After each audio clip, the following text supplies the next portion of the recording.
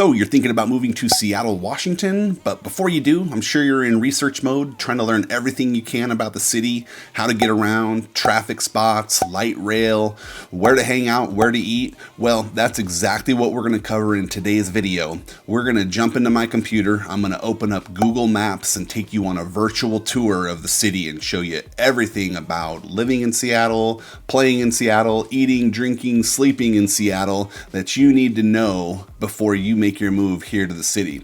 So if that sounds interesting to you, let's get after it right now.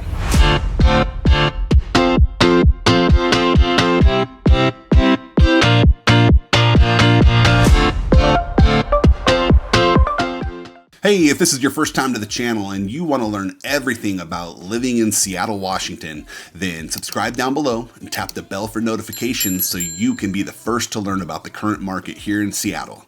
My name is David Sappenfield. The team and I, we get calls, texts, and emails every day from people just like you looking for help to make their move here to Seattle. So whether you're moving next week or next year, give us a call, shoot us a text, send us an email. You can even schedule a Zoom call. All of the information is in the description down below. We're happy to help you make that smooth move to Seattle. So as I mentioned, we are going to be jumping into my computer. I'm going to open up Google Maps. We're going to take a tour of Seattle. We're going to start with traveling around the city, how to get around. I'm going to move into the light rail system and how to navigate that.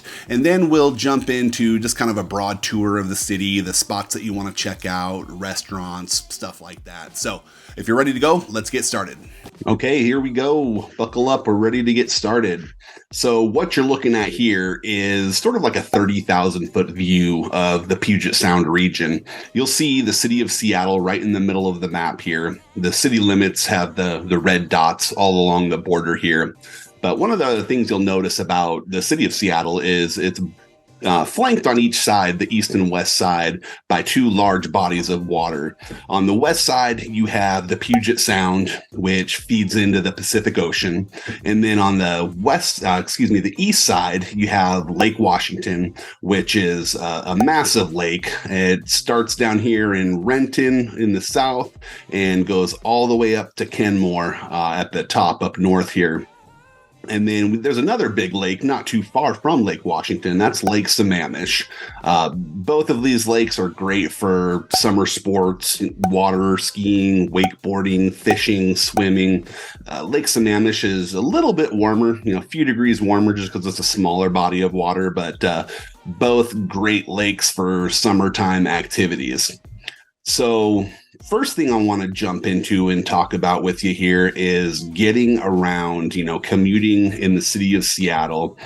If you're going to be going north and south through the city, you're going to be taking I-5, which runs right down the middle, just sort of bisects the city down the whole way. Now, I-5 it goes all the way down to Mexico and all the way up to Canada, actually. So all along the west coast, I-5 runs. And if you wanted to go up to Canada, probably take you about, probably 2 hours, 2.5 hours to get all the way up there. Vancouver, BC is beautiful. Always nice to, take a quick weekend getaway to another country and hang out. Vancouver's great. But yeah, north and south, you're going to be taking I-5. Now, if you're going to be commuting on the east side of Lake Washington, which east side kind of consists of Bellevue, Kirkland, Redmond, Renton, kind of considered east side. But there's 405, which is the main highway that you would travel on if you're getting around the east side. And that wraps all the way down here and connects with I-5 in Tukwila and meets with I-5 up in Linwood. And there's a couple bridges that you can take. So if you're trying to get over to Seattle, you're not having to go all the way up north or all the way down south. There's a couple different options for bridges. So the furthest to the south here, we have I-90, which this is just the start of I-90 right here. It heads east over 3,000 miles and ends up in Boston, Massachusetts. So I think it's the longest interstate highway in the U.S. And this is where it starts right here. But yeah, that's a free bridge. You don't have to pay any money to go across that. Up to the north, we have the 520 bridge, which shoots you right over to the city. But this is a toll bridge. So you will have to pay anywhere from, I think it's like $1.25 in off-peak hours, all the way up to like $4.30 for like rush hour traffic. So if you're commuting back and forth on 520 every day, that might get a little bit expensive and add up. One of the nice things about 405 here that services like the east side of the lake is once you get to Bellevue here, there's actually toll lanes that you can pay to travel in these toll lanes and avoid traffic. So you're going to pretty much hit traffic anywhere in the city at any given time. You're just, you're not really sure when, but it's always nice to have those toll lanes that you can jump in, pay a little bit of money, and get to your destination a lot quicker. Now, going down here to the south, if you're commuting into downtown Seattle, maybe coming from the, Tukwila area, Maple Valley, a lot of people, what they'll do, instead of heading up I-5, which can get pretty jammed up as you get into the city, not sure why city planners, Department of Transportation planners had I-5 running right through the middle of the city, but it seems to just slow down I-5. So there's always traffic. Doesn't matter what time of day or what day of the week it is, there's just always going to be traffic right here. But what a lot of people will do to avoid that I-5 traffic is they will head up 518 into Burien, and then you'll take 509 all the way into downtown Seattle. You'll cross over the First Avenue Bridge here, and then it's just kind of a little sneaky back way into the city when you miss a lot of that traffic that's over here on I-5. So that's a pretty good route if you're commuting from down south on a regular basis up into the city. All right, let's talk about light rail. So there's a light rail system in place right now. Currently, light rail runs from about Northgate. This is about Northgate right here. And it pretty much runs parallel to I-5 all the way down into SeaTac, past the SeaTac airport, into Angle Lake. So that's the southernmost stop currently is down in SeaTac. The northernmost stop is in Northgate, and you can get into the city, out of the city really quickly going using this light rail system. It's going to be expanding, and let me pull out a little bit further to show you where it's going.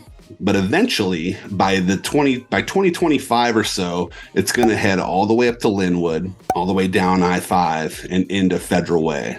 So that's the future plans for it, and it's going to really help alleviate traffic problems in the city that we're dealing with right now. If you saw the pros and cons video that we did on Seattle, you'll see that traffic is a pretty major problem in Seattle. So that's hopefully going to alleviate some of that. Let me zoom in a little bit here, but the light rail system is also going to be going across Lake Washington. You'll see it coming here from Linwood. It's going to come all the way down to 90, crossover I-90 bridge, and then it's going to go up next to 405 into Redmond, into kind of the tech center here, Microsoft's main campus. So that's going to help kind of service the east side, alleviate some of the traffic on these bridges as well. And again, that's looking to be completed probably somewhere around 2025. Okay, so what I want to do now is just kind of take you on a virtual tour of the city of Seattle, show you some of the spots that I like to go to that are really popular, places that you'll definitely want to check out when you get here, or when you have family and friends coming to visit, you'll want to show them these spots. Of course, there's hundreds of other spots that I'm not going to be able to show you, but I'm just going to point out some of the top ones that I really like, and just kind of go from there. So if we start over in West Seattle here, it's just kind of in the lower southwest corner of the city. Right down here, this is the ferry dock. It's the Fauntleroy Ferry Dock. So you can take the ferry and go over to Vashon Island, which is a great little island. Lots of cool little spots on Vashon that you can go check out. And you can also take the ferry over to Southworth, and that's kind of the Port Orchard area. That will get you over that way. And then going a little bit further north up here, we have the West Seattle Golf Course. Really nice golf course. It can get pretty busy during the summer times, after work, weekends, So if you're, okay with a 5 or 6 hour round of golf, but enjoy awesome city views and a really nice golf course, this is a great golf course to check out. Heading over here to the beach, we have Alki Beach. Really nice spot. Probably one of the nicest beaches in the Seattle area. It runs pretty much right here. And yeah, sandy beaches, volleyball courts, restaurants, bars on the other side of the street, everything that you would picture on a nice beachy boardwalk type area. But great spot to hang out all year round, but summertime especially. Cactus here, that's a great little restaurant, kind of a Tex-Mex southern restaurant, really good food. There's also what we got here, Duke's Seafood. That's a really good one. That's just kind of casual seafood dining, but really, really good food. I like Duke's a lot. Let's zoom out a little bit here. And then another really good restaurant is over here on the other side of the beach here is Salty's on Alki. And this is kind of a high-end, kind of fancy pants restaurant, but the views of the city are incredible. You'll see where it's positioned here.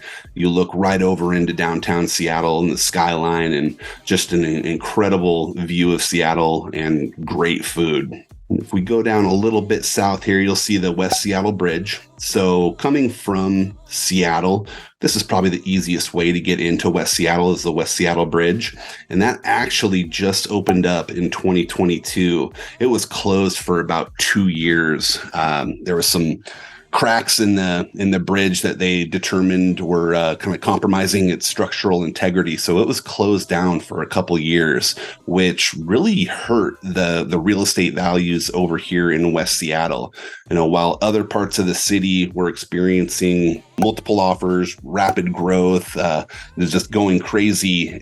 West Seattle, it was a little bit tougher to sell a house just because people didn't want to deal with the bridge traffic. Because if you can't go over West Seattle Bridge, you got to kind of work your way through back roads, find yourself going over the First Avenue Bridge, and it adds a lot of time to the commute. It was very inconvenient. So heading across the bridge here, that takes us over to South Seattle. You'll see Jefferson Park Golf Course. This is a nice little golf course. This is where Fred Couples, if you've heard of him, this is where he grew up playing golf. He's a local kind of golf hero here.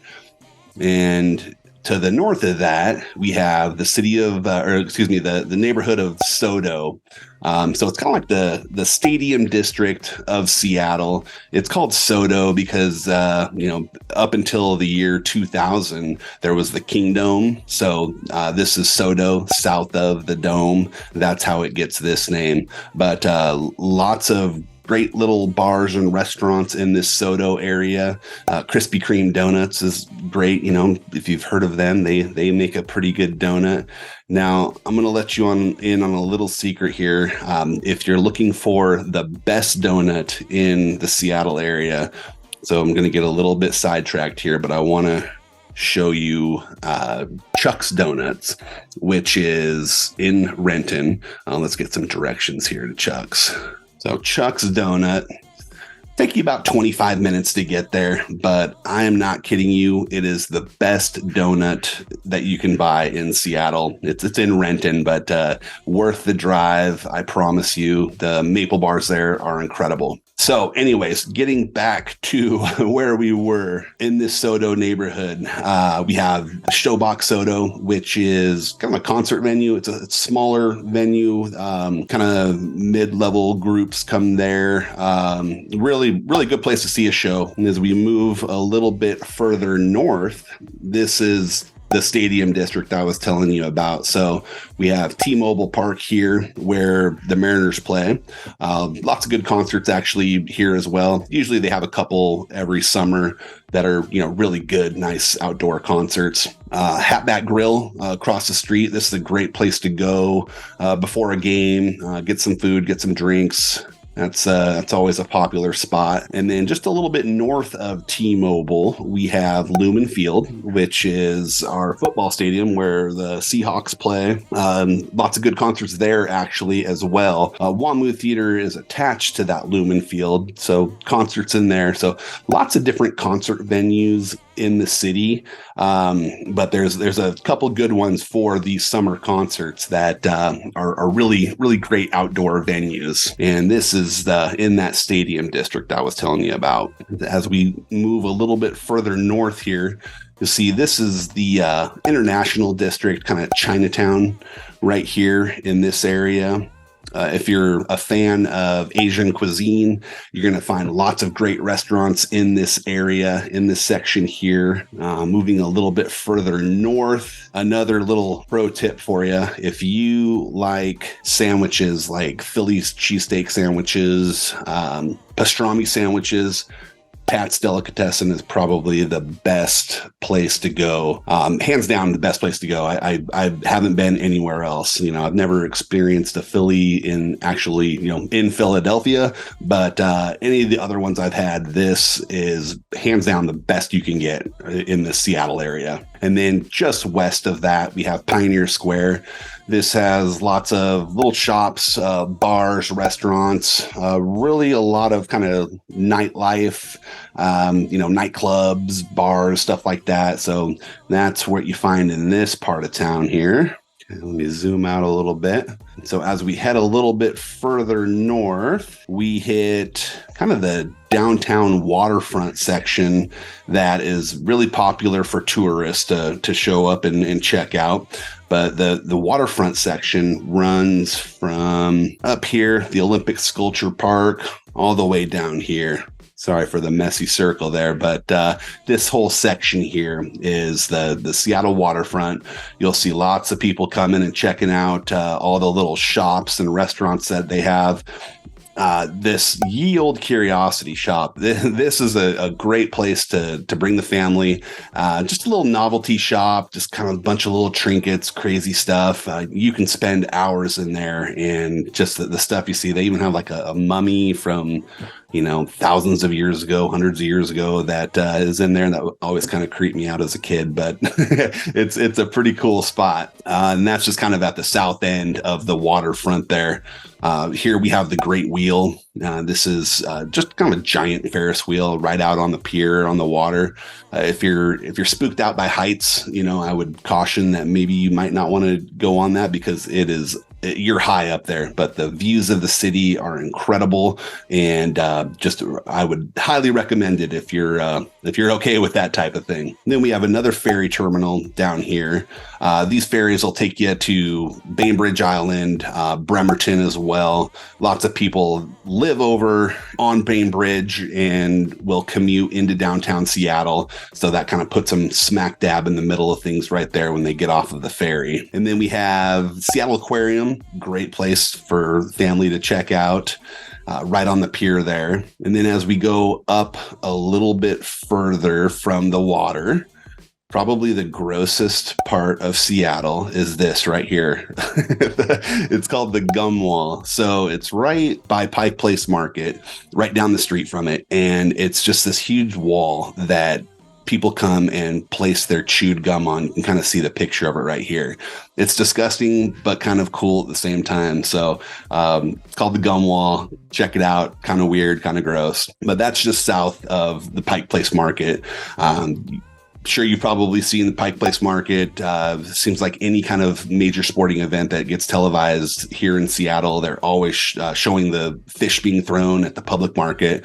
A really great place to visit, not just for tourists. They have really great seafood. It's like a farmer's market, flowers, vegetables, everything that you can come and get for a really good price. Actually, everything seems to be, really competitively priced there. And definitely a place I grew up going to quite a bit. One of my most recent memories, probably my coolest memory of this public market, is back in 2019. The local band here, the Head and the Heart, they actually had kind of like a little pop-up concert, and they played on top of the public market center here. They set their stage up there and played to everybody, down below. They had the whole Pike Place and Pike Street was just jam-packed with thousands of people. Really cool experience a couple years ago. And definitely will always remember that one. Okay, so just heading a little bit north to the Belltown neighborhood, just a little bit north of Pike Place Market. Really cool, trendy little spot of town. Lots of bars, clubs, condos. Just like I said, kind of a trendy part of town. Nice place to hang out for the youngsters on the weekend, you could say. Serious Pie. Now, this is probably the best Seattle pizza place that I've ever had. There may be better, but I have not had any better pizza than what Serious Pie has to offer. It's a Tom Douglas restaurant. There's a couple different locations, one in Kirkland as well. But if you're downtown Seattle looking for some really good pizza, I would check out Serious Pie. Heading a little bit further north here. So now we're kind of bumping into the south end of Lake Union here. And really kind of the Amazon tech hub, biomedicine, everything is down in this part of town here. You will see Amazon pretty much owns this whole area here. You have the Spheres. This is a really cool, very modern kind of office building that Amazon had built, just kind of right here at the southern end of Lake Union. So they call this neighborhood the Slough, so South Lake Union, this area. And it's not too far from Seattle Center. So now we're kind of bumping into the Queen Anne neighborhood. If you saw the Seattle vlog tour that we did, this is where we started out, right here at the Seattle Center. So you'll see Space Needle. Everybody's familiar with that. You got the Mopop, formerly known as EMP. This building is pretty cool. If you look at it, it just kind of looks like something out of a science fiction movie, but really a cool spot to visit. We have Climate Pledge Arena. This is where the NHL team, the Seattle Kraken, play. WNBA, Seattle Storm play here as well. Pacific Science Center. Lots of cool stuff. It's like a 72-acre park, built in 1962 for the Seattle World's Fair. But really a lot of tourists go and check out this whole area. So you're gonna bump into a lot of people coming down to this neighborhood. You have Dick's Drive-In. If you're in Seattle long enough, you will know what Dick's Drive-In is. It's kind of a local chain burger restaurant joint place. Pretty good food, pretty good burgers, fries, shakes for cheap. My wife and I always have the argument of whether or not Dick's is better than In-N-Out. I happen to think In-N-Out's better, but she always goes with Dick's. But it's darn good, I will say. But definitely something to check out when you're in town. So if we head over east of South Lake Union, kind of that lower Queen Anne area, you'll bump into Capitol Hill, which is a great neighborhood for, bars, clubs, restaurants, lots of condos, a few single family homes scattered back here. But really cool, funky part of town. As you go a little bit further east, you bump into kind of Madison Park, Madrona, some really nice homes in this area. multi-million dollar homes that are just kind of tucked away and awesome views. And that's where you go. This is a private golf club here, Broadmoor Golf Club, really nice country club. So just a super kind of nice exclusive part of town right here. But if we slide a little bit further to the west, we have Queen Anne, which we covered. Inner Bay sort of divides Queen Anne and the neighborhood of Magnolia. There's a little golf course down here in Inner Bay. It's just kind of a 9-hole, really short golf course, but pretty cool. It's like right down in the middle of the city. But you get to go there. There's a big driving range. There's a restaurant. Just a cool spot to go hang out. And Magnolia here. So Palisade is probably hands down my favorite restaurant in all of the Seattle area. Really good for seafood, steaks. Their desserts are incredible. It's definitely not the cheapest of restaurants that you can go to. It's kind of on the spendy side, but really probably my favorite restaurant in all of Seattle, and highly recommend checking that out. So let's jump back over here to the Lake Union area. So you'll see Lake Washington here on the east. So Lake Washington kind of feeds into Portage Bay here through the Montlake Cut, and then Portage Bay turns into Lake Union. So as I was saying, kind of South Lake Union, Amazon, biotech stuff all down here. And then you'll see it kind of feeds over the Ship Canal into Salmon Bay right here. And just west of that, we have the Ballard Locks, which definitely come check out the Ballard Locks. It's where the Puget Sound feeds into fresh water here of, Lake Union, all, eventually into Lake Washington. But you'll see big, nice boats coming in from the Sound.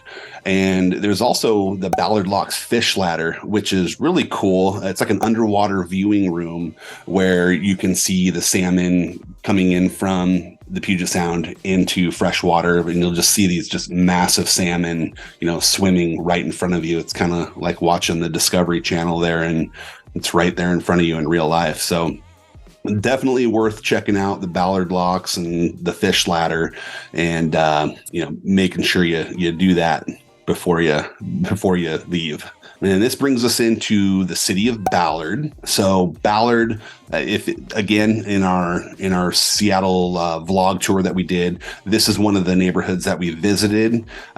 Great neighborhood, lots of townhomes, lots of condos, lots of restaurants. Really good restaurant right here, Ray's Boathouse. Again, kind of spendy, but really, really good seafood, great views. Really highly recommend that restaurant there in Ballard. And if we go a little bit further east here, we run into the Woodland Park Zoo, which it's a great zoo. Definitely grew up going there. Field trips, everything great for the family. Recommend checking out the Woodland Park Zoo for sure.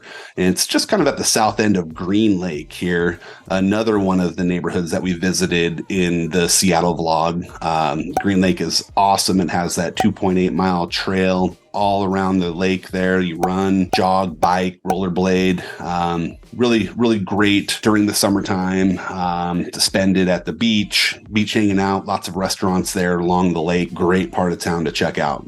And if we head a little bit further east over here, we run into University of Washington. We have the Husky Stadium right here. Really cool stadium. Awesome views of Lake Washington. It's just right on the water there. And a great place to watch a football game. So as we head a little bit north, we run into the Northgate neighborhood, and this is the northernmost stop for the light rail station currently. As I said, they're extending it. They're going to go all the way up to Linwood, but as it is right now at the recording of this video, this is where you can jump on the light rail. A really good idea if you're going to sporting event, football, baseball, hockey game. A lot of people will come park at the Northgate parking lot because you don't pay anything. Jump on light rail because usually light rail, the fee for that is included in your ticket. So you just show your ticket and then you're able to just get dropped off basically right in front of the stadium. So avoid the traffic and all the mess trying to get out of one of those events. That's definitely a popular way to do it and has made it a lot easier to attend sporting events, concerts in the Seattle area. But at this Northgate station, they actually have the Kraken Community Iceplex, which is a really nice 3-rink Iceplex community. That's where the Seattle Kraken practice, but they also open it up. 2 of the rinks they open up for, the public, for open skate, stuff like that. So really cool part of town in that Northgate neighborhood. Okay, and then heading all the way up to the tippy top of city limits here, you have Jackson Park Golf Course, another great little public golf course here in the city of Seattle. Nothing fancy about it, but pretty easy to get on and get a round of golf in. All right, so that covers a lot of the city of Seattle, but I also want to show you a couple spots that are great for weekend getaways. Just sometimes if you want to get out of the hustle and bustle of the city, show you the popular spots that are, within a few hour drive from Seattle that people really like to go check out. And if you wanted to head towards the coast into the beaches, if you go to Ocean Shores here, this is about, a 2.5 hour drive that will put you right on the coast. It's a really popular spot. I would say more during the summer and springtime. Weather's kind of miserable during the fall and winter months on the coast, but definitely a great spot during the summer months. And if you wanted to go somewhere a little bit warmer, you can always head to the east of the mountains. So right here, we have kind of the Cascade Mountain Range that divides Western Washington and Eastern Washington over here. And lots of cool spots over here in Eastern Washington. And probably one of my favorite spots to go to would be Lake Chelan. It's about, a 3-hour drive, maybe a little bit longer. Yeah, 3 hours and 9 minutes. But really, really great lake town. For the summertime, it's a lot of fun. Water skiing, you can rent boats, pontoon boats, lots of wineries over there.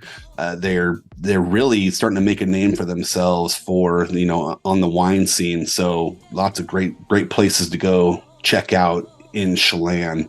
But another huge lake, and Chelan's just kind of at the south end of it right here. And definitely recommend spending some time over there. And it's only a few hour drive from Seattle. Another location that is awesome is Leavenworth, Washington. And so Leavenworth is just kind of at the base of the mountain range. You take Highway 2, kind of Stevens Pass, heading over, and it's kind of like a Bavarian themed town. It's probably about a 2 hour, hour and 59 minutes. So a little bit closer, but like I was saying, a Bavarian themed town. It's really cool, especially during the Christmas months. They light up the whole town with Christmas lights. It's really pretty, just an incredible spot to go. But not just for winter, even during the summer months, they have quite a bit to do, rafting on the river, hiking, all of that. A couple of the nicer hotels that I would recommend in Leavenworth would be kind of the Post Hotel. This is a kid-free hotel, so adults only. Some people are, probably not okay with that because they have kids, but if you don't and you're looking for a nice, quiet, romantic getaway, Post Hotel is the way to go. Enzian Inn is also another one in Leavenworth here. Love this place. This one's kid-friendly. You can, bring the whole family. But yeah, those are probably my 2 favorite spots to stay in Leavenworth. And then Another location that you might want to check out would be Suncadia Resort. That is just over I-90 over Snoqualmie Pass. This, I don't know, hour and a half. Let's see here. So to Suncadia, we're looking, just under an hour and a half to get there. But nice little resort town just outside of Cle Elum. Great for the winter months. They have ice skating, sledding on the hills. Really nice restaurant. The homes you can rent there are incredible. They have a hotel that you can rent, but if you jump on the Airbnb or the RBO, just these huge massive houses that can sleep 20-30 people easily, and just a great resort style town. During the summer months it's awesome as well. Golf courses, just tons to do in this whole area. So Suncadia would definitely be another destination that I would recommend. All right, that just about wraps up the tour for today. Is there a favorite spot of yours that we did not cover that you think people should know about? Well, feel free to drop it in the comments down below. We'd love to hear from you. And remember, whether you're moving next week or next year, give us a call, shoot us a text, send us an email, schedule a Zoom call. All of our contact information is in the description down below. We'd be happy to help you make that smooth move to Seattle. And until next time, we hope to see you around town. See ya.